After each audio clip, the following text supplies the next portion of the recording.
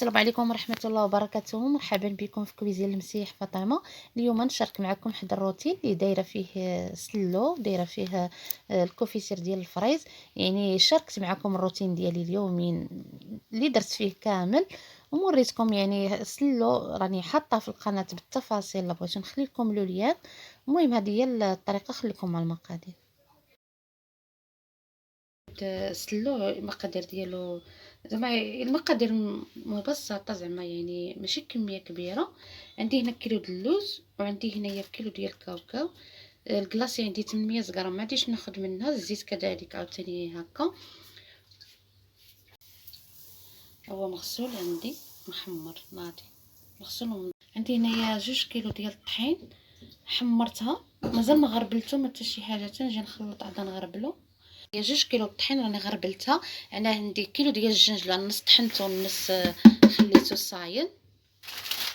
عندي هنا كيلو ديال الكاوكاو محمر ومطحون.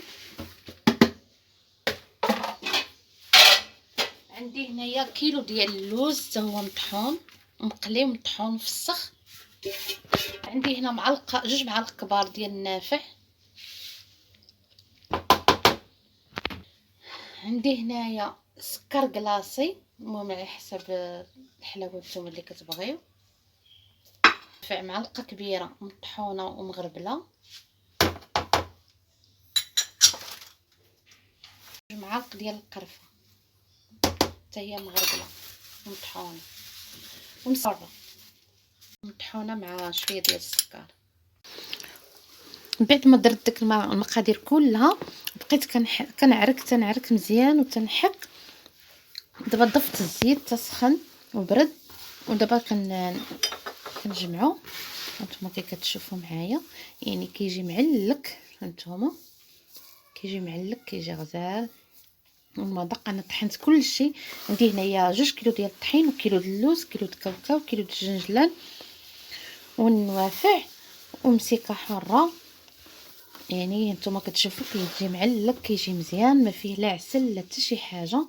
نتوما معلك. دابا نخلي لكم الرابط في اسفل الفيديو اللي عندي دايره في رمضان، دايره كميه كبيره. انا شاركت معكم بالنسبه اللي كيبغي كيصوب كميه صغيره، شاركت معكم هاد الكميه. صافي دابا نجمعو في السطل. وسلو انا جمعته كما كتشوفوا معايا، يعني تبارك الله هو هذا. صافي المهم انا خلطته معكم، يعني كيجي معلك، كيجي زوين، وكيبقى مده طويله. يعني سلو ديالي هكا، يعني ما كندير فيه لا عسل لا زبده لا حتى شي حاجه، كيبقى مده سنه وما تيوقع له حتى شي حاجه. نتمنى يعجبكم. دابا غنوجد معكم الكوفيسير ديال الفريز. صافي هو هذا الفريز. هانتوما كنحيد له هذاك ديك الخضره ديالو، كنحيدها بالموس وكنغسلو كنقطرو وكندير له السكر سنيده. بعد ما غنديروه هكا يفزق مزيان ونغسلو، ديك الساعات عاد ندير له السكر سنيده. عندي هنايا 5 كيلو ديال الفريز، وعندي هنا 2 كيلو ديال السنيده زائد كيلو. ما غاديش نكمل منه لان الفريز دابا حلو، ما غاديش ندير هاد 3 كيلو السنيده، غندير شي 2 وشويه هكا. درت له هذا غسلته مزيان كتشوفوا. دابا كنخرجوا عليه السنيده.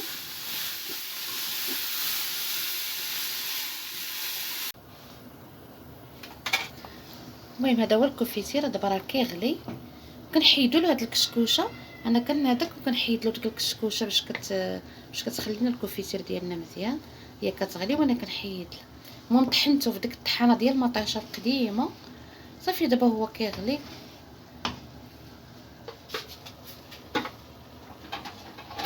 يعني باش كيجي مزيان.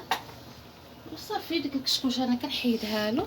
هانتوما كتشوفوا معايا هو دابا راه قرب يوجد. ملي يوجد غنوريه لكم.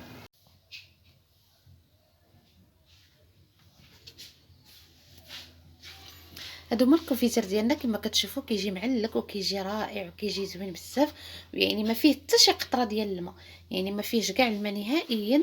كنغسلوه مزيان وكنقطروه مزيان وكنضيفوا عليه ديك السنيده وكنقلوا البوطو وكنخليوه حتى كيطيب.